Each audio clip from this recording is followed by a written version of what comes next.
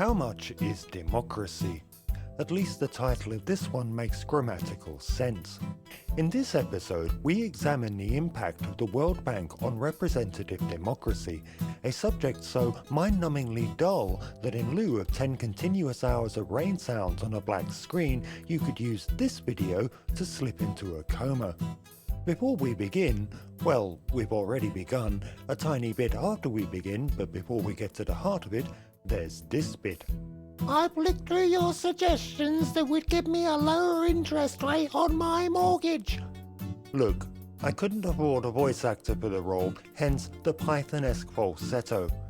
Yes, Mrs. Frecklemeyer, Stoke Newington. How are we doing on trimming back healthcare costs? Does little Jimmy really need the asthma inhaler?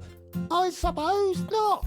Indeed. Now, I also say you haven't privatised your children. You can't expect us to lower your interest rates if you don't at least offer their internal organs on the free market.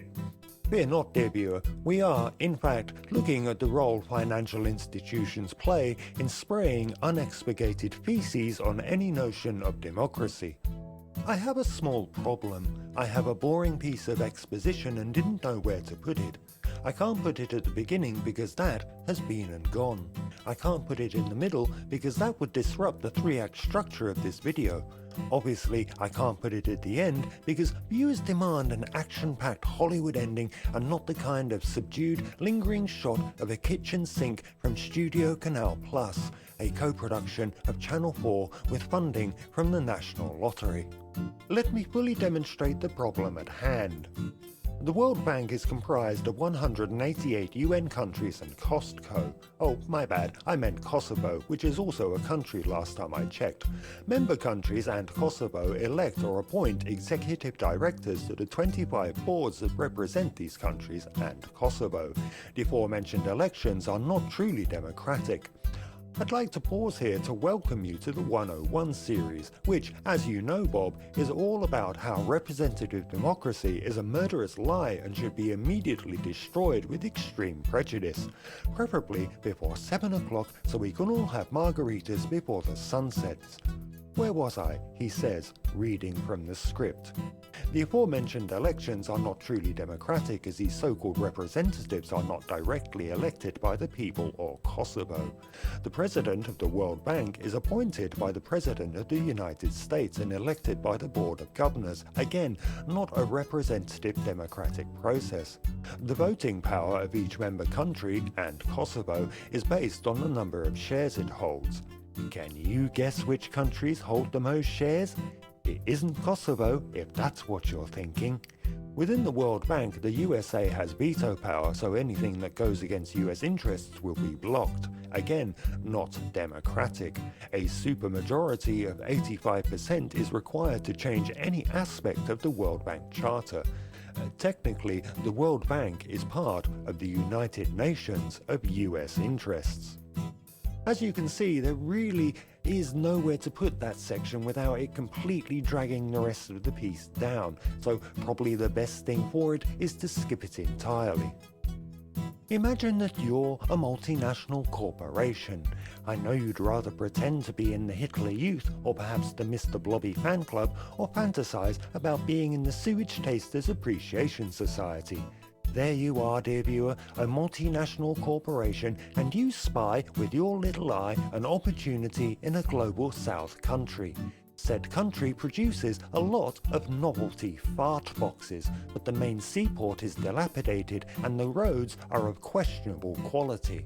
Here comes the World Bank with an offer of a loan. They say, if we give you several dollars to rebuild your seaport and improve your roads, you could stand to make more dollars by exporting your fart boxes to the world.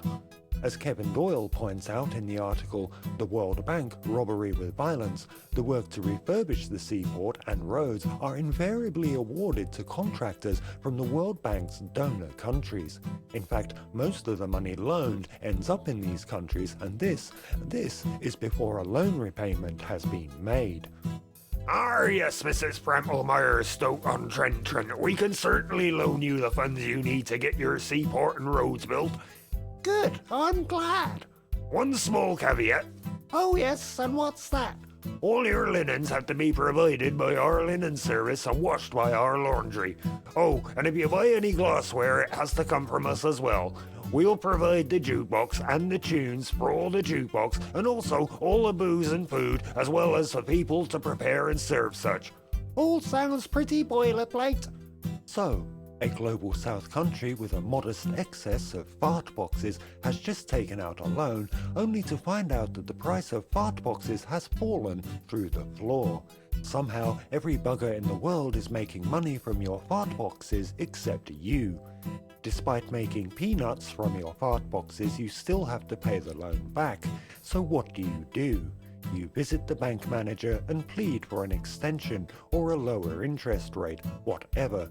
That's when our unelected, unaccountable banker says, "Oh, is it structural adjustment time already?" The International Monetary Fund is the refinancing arm of the World Bank. President Frampelmeyer's Stoke-on-Stroke is in the office.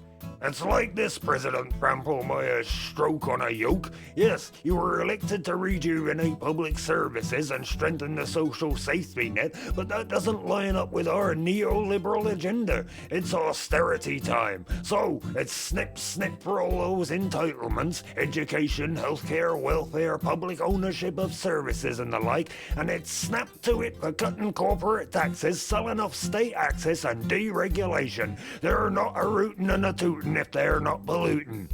The electorate might have a bit of a problem with all of that. That's what police and water cannon budget is for. Thank you for watching. Please dislike the video and do not subscribe to my channel. Mess with the metrics. That's the kinds of things I like to do.